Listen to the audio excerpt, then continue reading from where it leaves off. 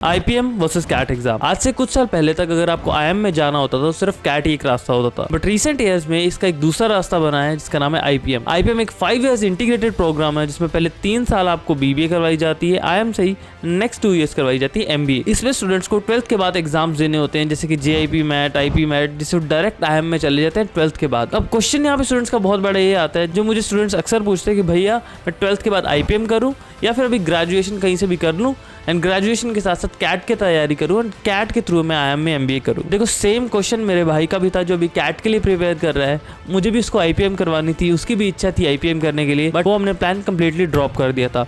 आपको रीजन बताऊंगा कि क्या रीजन था कि हमने वो प्लान ड्रॉप किया एंड क्या रीजन थे कि हम एक्चुअली वहीं से करवाना चाहते थे। देखो 2 बहुत बड़े रीजन है जिसकी वजह से हमने प्लान ड्रॉप किया था, जो मैं आपको लास्ट में बताऊंगा, बट पहले ये बताऊंगा यार क्यों मैंने IPM कंसिडर किया एंड क्यों अगर वो 2 पॉइंट्स ना होते तो मैं IPM डेफिनेटली करवाता अपने भाई को। आप लोग भी मेरे छोटे भाई बहनों की तरह हो, मुझे आपको बताना है कि क्या चीज़ है, क्या क्या पॉइंट्स है एंड अगर आप पेरेंट्स हो तो भी ये चीज़ काफ़ी ध्यान से सुन लेना। तो चलो वीडियो स्टार्ट करते हैं। वीडियो स्टार्ट करने से पहले फटाफट लाइक कर दो, चैनल को सब्सक्राइब कर दो, इसी तरह मुझे और मोटिवेशन मिलती है ऐसी वीडियोज़ बनाने के लिए।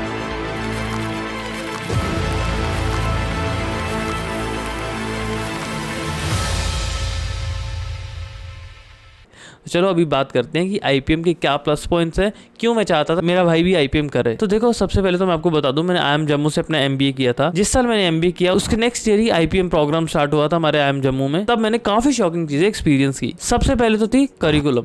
देखो जो IPM के स्टूडेंट्स है ना वर्सेस जो हम MBA के स्टूडेंट्स थे, काफी करिकुलम सेम था हमारा, उनका इवन हमसे ज्यादा भी हेक्टिक हो जाता था। कुछ टाइम पे तो IPM की क्लासेस सुबह 8 AM से लेकर रात के 8 PM तक चलती थी, ऑल बीच में ब्रेक्स होती थी, बट आप समझ रहे हो कि कितना हेक्टिक रहता था। इससे क्या होता था, उनका सेकंड पॉइंट आता था कि उनको एक्सपोजर मिलता था, उनको काफी सिमिलर एक्सपोजर मिलता था जो हमें MBA में मिल रहा था। मतलब मैं इवन देख के हैरान होता था यार कि उनके प्रोजेक्ट्स, उनके प्रेजेंटेशंस, उनके जो चीजें होती थी ना काफी ज्यादा डाइवर्स थी एंड इतना हमारे MBA में भी नहीं था। फॉर एग्जाम्पल सुबह उनकी योगा क्लासेस होती थी, देन उनको कुछ वेबसाइट्स बनानी होती थी, कुछ स्टार्टअप बनाना है, कुछ प्रैक्टिकल गेम्स खिलाई जा रही है जो तुम्हें रेवेन्यू जनरेट करना है, कुछ प्रैक्टिकल मॉडल्स बनाए हुए हैं जैसे हम स्कूल्स में बनाते थे। उसके साथ साथ बिजनेस, फाइनेंस, मार्केटिंग, ऑपरेशन सब कुछ पढ़ाया जाता था एंड टू बी ऑनेस्ट इतना डाइवर्स मैंने MBA में भी नहीं देखा है। इन सब चीजों के कारण उनको पॉइंट नंबर 2 मिला जो कि था एक्सपोजर। ये देखो इतना सब तो मैंने करिकुलम में बता दिया। इसके बाद internships, life project, committees, their own startups, मतलब इतना कुछ उनको एक्सपोजर मिला है जो मुझे मेरे BCom में मैं बोलो मिल ही नहीं सकता था।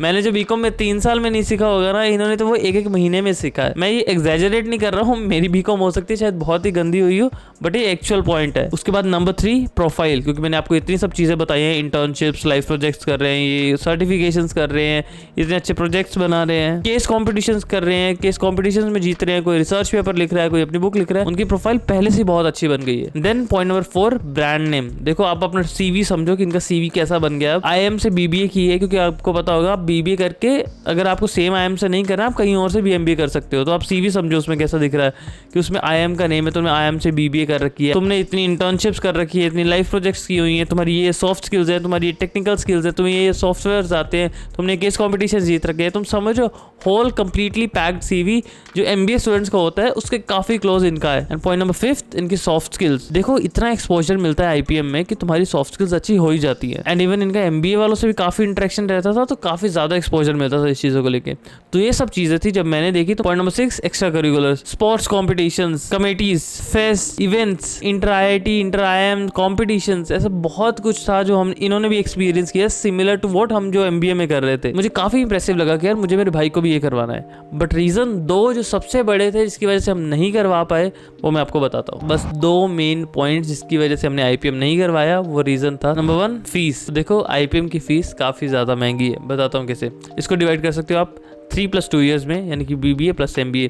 अब एक एग्जांपल देता हूँ। फॉर एग्जांपल अगर IIM जम्मू में अब ये MBA करने की कॉस्ट अगर 18 लाख है तो 18 लाख ही IPM की होगी, तो यानी कि टोटल आपकी 36 लाख होने वाली है। तो टोटल कॉस्ट होने वाली थी 36 lakh and to be honest हम बिल्कुल अफोर्ड नहीं कर सकते थे मैंने, क्योंकि इवन मैंने भी लोन लिया था अपने MBA के लिए जो कि 18 लाख था। अब मेरे भाई का 36 लाख का लोन लेना तो सेंस ही नहीं बना रहा था मेरे लिए। एंड पॉइंट नंबर 2 थी ROI। देखो क्योंकि हमें फाइनेंशियली दिक्कत थी, हमें लोन लेना ही पड़ना था।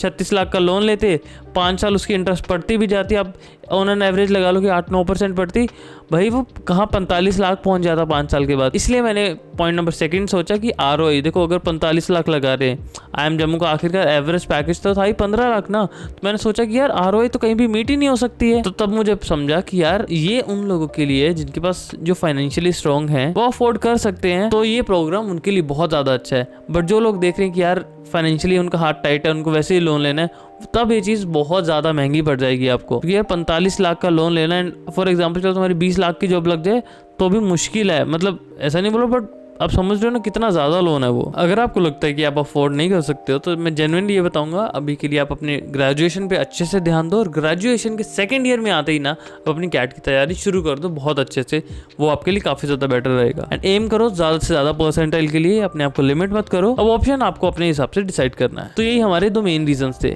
बट आपको बता दूं, मैं ऑनेस्टली बिलीव करता हूँ अगर आपके पास पैसे हैं, if you can afford it, तुम्हारे भाई बहन, फिर अगर आप एक पेरेंट हो तो आप अपने बच्चों को ज़रूर करवाओगे, बिकॉज इट्स वर्थ इट। मैंने जो एक्सपीरियंस किया, नॉर्मल कॉलेज में आप भेजोगे वर्सेस यहाँ भेजो, बहुत ज़्यादा डिफरेंस आ जाता है। अगर जेन्युइनली बताऊँ, अगर हमारे पास भी पैसे होते, हम भी अफोर्ड करवाते, तो मैं भी अपने भाई को डेफिनेटली IIM से IPM का करवाता प्रोग्राम। तो इससे यार यही मेरा जेन्युइन ऑनेस्ट ओपिनियन था। अगर आप लोगों के कुछ डाउट्स हैं आप कमेंट्स में लिख सकते हो, मैं ट्राई करूँगा उन सबकी रिप्लाई करने के लिए। आई होप आपको ये वीडियो पसंद आई। अगर वीडियो पसंद आई तो लाइक करके जाना, चैनल को सब्सक्राइब करके जाना है। सिंपल सीधी मैंने टू द पॉइंट चीज़ बताई है, फालतू की बातें मैंने नहीं की हैं। तो चलो मिलते हैं नेक्स्ट वीडियो में, तब तक के लिए बाय बाय।